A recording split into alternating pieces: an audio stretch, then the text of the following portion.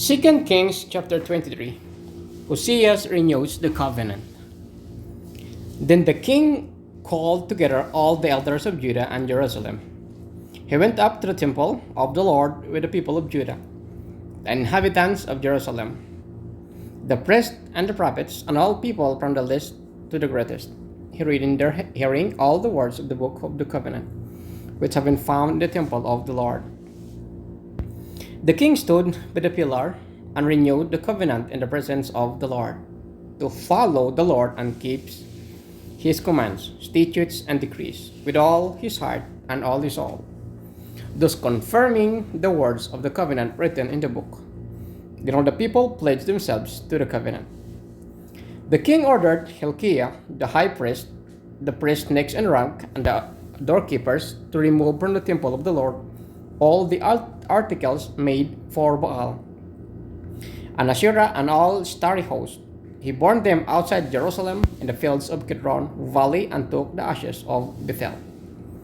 He did away with the idolatrous priests appointed by the kings of Judah to burn incense on the high places of the towns of Judah and on those around Jerusalem.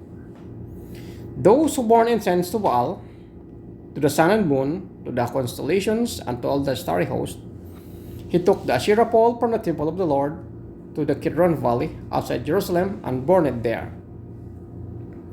He ground it to powder and scattered the dust over the graves of the common people. He also tore down the quarters of the male shrine prostitute that were in the temple of the Lord, the quarters where women did waving for Asherah. Hosea brought all the priests from the towns of Judah and desecrated the high places from Gibeah to Beersheba, where the priests had burned incense, who broke down the gateway at the entrance of the gate of Joshua, the city governor, which was the left of the city gate. Although the priests of the high places did not serve at the altar of the Lord in Jerusalem, they ate unleavened bread with their fill of praise. He is desecrated to Tophet, which was in the valley of Ben Hinnom, so no one could use it to sacrifice their son or daughter in the fire to Molech. He removed from the entrance to the temple of the Lord the horses that the kings of Judah had dedicated to the sun. They were in the court near the room of an official named Nathan Melech. Hosea then burned the chariots dedicated to the sun. He pulled down the altars the kings of the Judah had erected on the roof near the upper room of Ahaz, and the altars Manasseh had built in the two courts of the temple of the Lord. He removed them from there, smashed them to pieces, and threw the rubble into the Kidron Valley. The king also desecrated the high places that were east of Jerusalem on the south of hill of corruption. The one Solomon king of Israel had built for Ashtoreth, the veiled goddess of the Sidonians, for Chemosh, the veiled god of Moab, and for Molech, the detestable god of the people of Ammon. Hosea smashed the sacred stones and cut down the Asherah poles and covered the sides with human bones.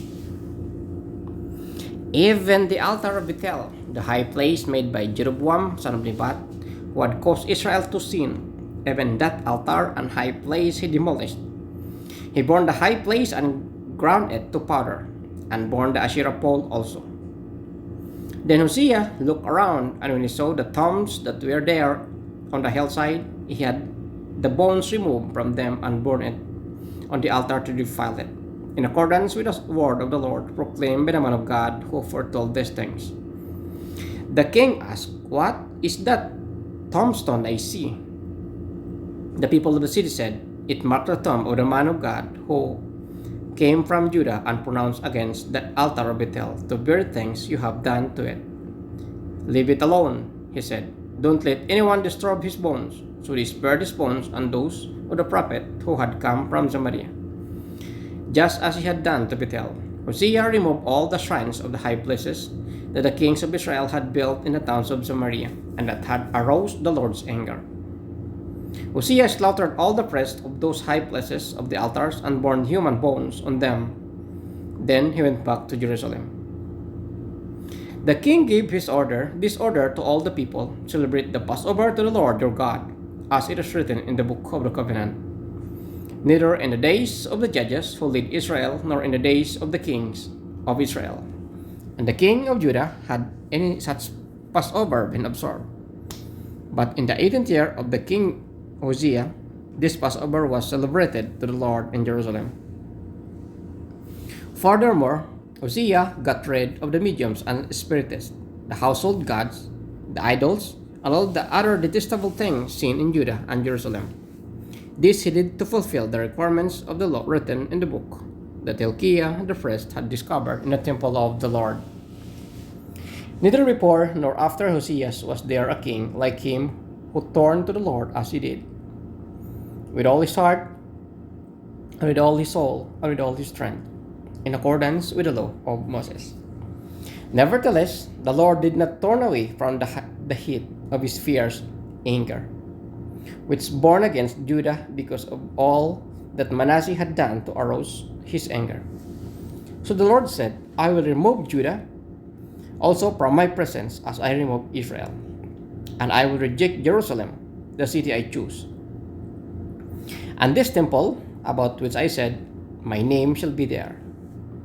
As for the other events of Hosea's reign and all he did, are they not written in the book of the annals of the kings of Judah?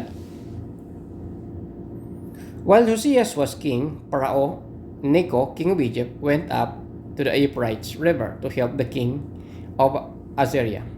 King Hosea marched out to meet him in battle, but Necho faced him and killed him at Megiddo.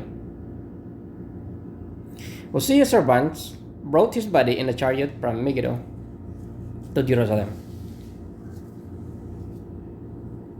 and buried him in his own tomb. And the people of the land took Jehoash, son of Hosea, and anointed him and made him king in place of his father.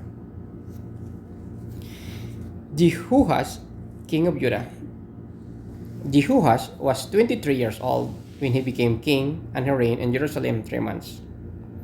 His mother's name was Hamutal, daughter of Jeremiah. She was from Libnah. He did evil in the eyes of the Lord, just as his predecessors had done.